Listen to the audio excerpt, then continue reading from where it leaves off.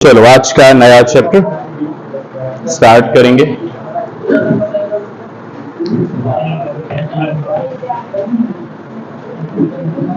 चलिए चैप्टर का नाम लिखें, डायरेक्शन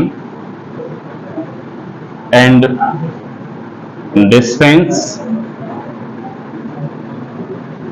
या इसी को कहा जाता है डायरेक्शन टेस्ट। ये दो नामों से ये चैप्टर जाना जाता है। किसी बुक में डायरेक्शन एंड डिस्टेंस मिलेगा और किसी में इसे डायरेक्शन टेस्ट कहा जाएगा। हिंदी में कहें तो दिशा और दूरी, और इसका मतलब होगा हिंदी में दिशा परीक्षण।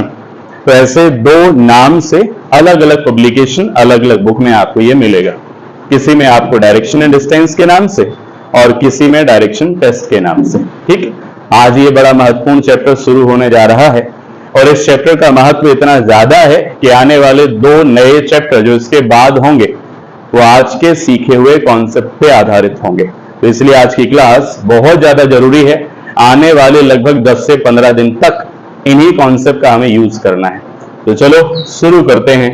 अब यहाँ कुछ बेसिक चीजों को सीखना, तो हेडिंग डालिए बेसिक कॉन्सेप्ट।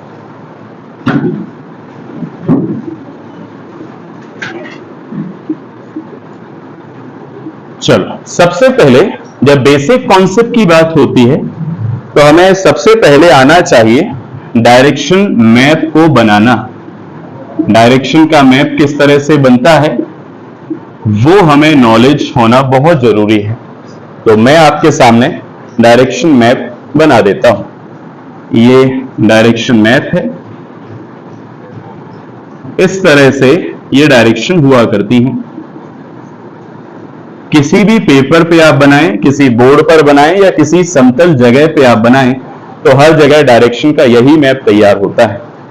ये हमेशा ईस्ट या पूर्व दिशा कहलाएगी, ये हमेशा वेस्ट या फिर पश्चिम दिशा कहलाएगी,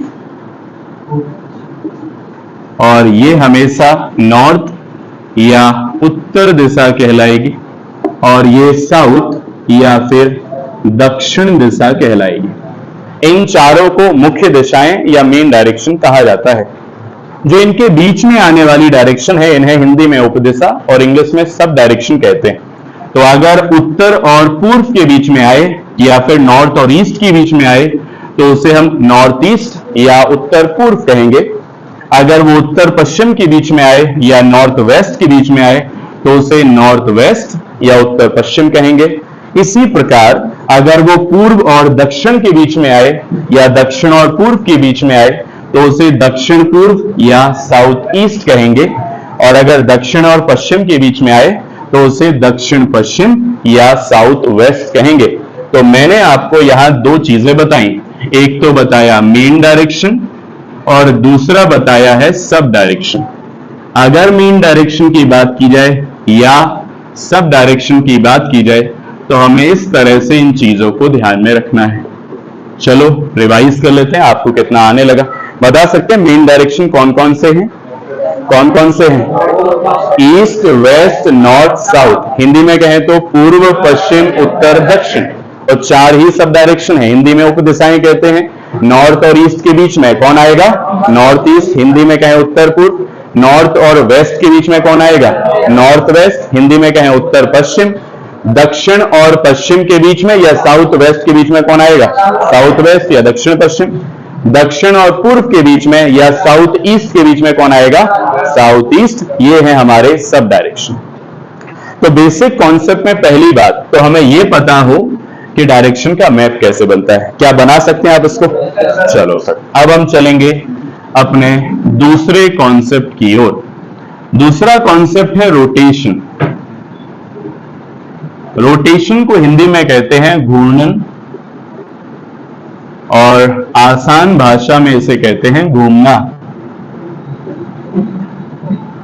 रोटेशन कहें या घूर्णन कहें या घूमना कहें, ये अब हम जानने वाले हैं कि किस तरह से हमें रोटेट होना पड़ता है। तो चलिए देखें किस तरह से रोटेट होना है। रोटेट होने के लिए मैं आपको दो तरीके बताने वाला हूं। सबसे पहला जो प्रोसेस है वो आप इस सर्किल के माध्यम से समझिए। मान लीजिए एक सर्कल है और इस सर्कल को अपना घड़ी का एक आकार बना लें, या कहें तो ये घड़ी का आकार है। तो घड़ी के अगर आकार की बात की जाए तो घूमने का काम घड़ी के आधार पे दो तरह से होता है, एक होता है क्लॉकवाइज और दूसरा एंटी क्लॉकवाइज।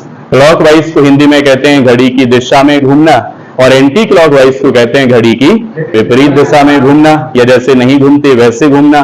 चलें, तो अगर मैं आपसे कहूं कि यहां एक सेंटर पॉइंट है, यहां एक सेंटर पॉइंट है और आपका चेहरा सेंटर पॉइंट की ओर ही है।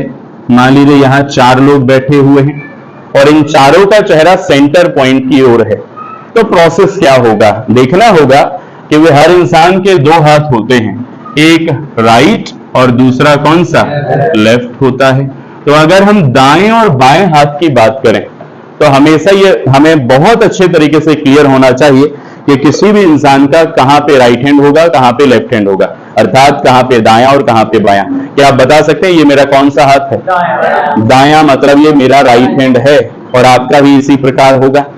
चलो, ये कौन सा हाथ है? ये लेफ्ट हैंड है, मतलब बायां, और आपका भी इसी प्रकार होगा। तो चलिए, अगर मैं इस इंसान के बारे में आपसे पूछूं, इसका राइट कहां पे होगा? ऊपर या नीचे? नीचे होगा इसका राइट। और इसका राइट कहां पे होगा? आगे की ओर। इसका राइट कहां होगा? ऊपर की ओर। इसका राइट कहां पे होगा? यहां पे। तो अगर हम बहुत ध्यान से इसको देखें तो राइट साइड का मतलब है क्लॉकवाइज या एंटी क्लॉकवाइज। क्या लगता है आपको? ऐसे क्या चलता है? क्या ऐसे घड़ी चलती है? इसका मतलब हुआ एंटी क्लॉकवाइज। तो अब जरा ये ध्यान दीजिएगा, एक कॉन्सेप्ट आया। अगर किसी भी व्यक्ति का चेहरा सेंटर पॉइंट की ओर हो और वो अपने दाएं हाथ की ओर या राइट हैंड की ओर चले, तो हमेशा उसका मतलब घड़ी के अनुसार होगा, घड़ी की विपरीत दिशा में चलने जैसा या एंटी क्लॉकवाइज डायरेक्शन में चलने जैसा। दूसरी बात पे आते हैं। अब मुझे बताइए लेफ्ट हैंड कहां होगा? बाकी जगह पे यहां इसका लेफ्ट होगा, यहां इसका लेफ्ट होगा, यहां इसका लेफ्ट होगा, यहां इसका लेफ्ट होगा। तो लेफ्ट चलने का मतलब क्या हुआ? लेफ्ट चलने का मतलब हुआ है, लेफ्ट चलने का मतलब हुआ क्लॉकवाइज।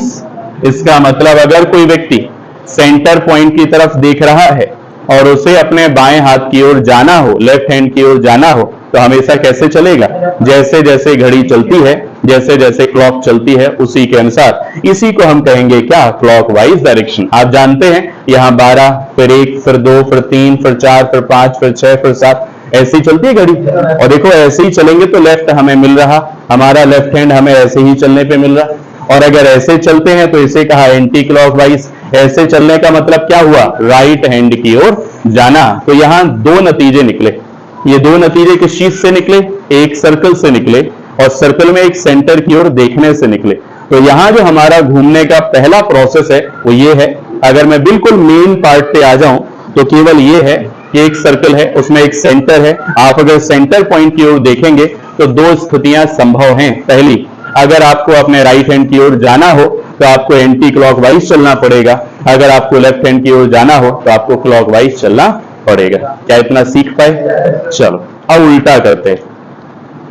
यदि इन सबको सेंटर पॉइंट की ओर ना दिखाएं, यदि इन सबको हम सेंटर से बाहर या अपोजिट टू सेंटर, केंद्र से विपरीत दिशा में दिखाने का प्रयास करें, जैसे ये केंद्र से विपरीत दिशा में यदि हम दिखाएंगे। अब जरा मुझे बताएं राइट लेफ्ट कहां होगा? इसका राइट हैंड बताइए, क्या इस तरफ राइट होगा? क्या इस तरफ लेफ्ट होगा? बिल्कुल सही। इसका राइट नीचे की ओर होगा, इसका लेफ्ट ऊपर की ओर होगा। कोई गड़बड़ तो नहीं है? चलो, इसका राइट इस तरफ होगा, इसका लेफ्ट यहां होगा। बिल्कुल ठीक। इसका राइट ऊपर की ओर, इसका लेफ्ट नीचे की ओर होगा। क्या ये हाथ सही बने हुए हैं? चलो ठीक है। अब जरा फिर वही काम करें, लेकिन अब दूसरी स्थिति में।